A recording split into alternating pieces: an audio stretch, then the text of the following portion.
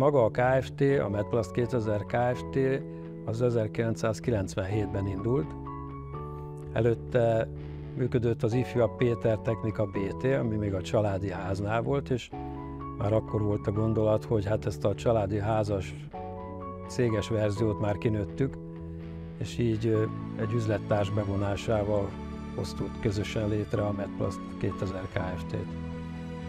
Gyártásban az erősségünk az, hogy a termék megvalósításában, a termék ötlettől egészen a termék gyártásig a teljes folyamatot végig tudjuk kísérni. Én minden egyes szerszám vállalásakor egy úgynevezett technológiai garanciát adok.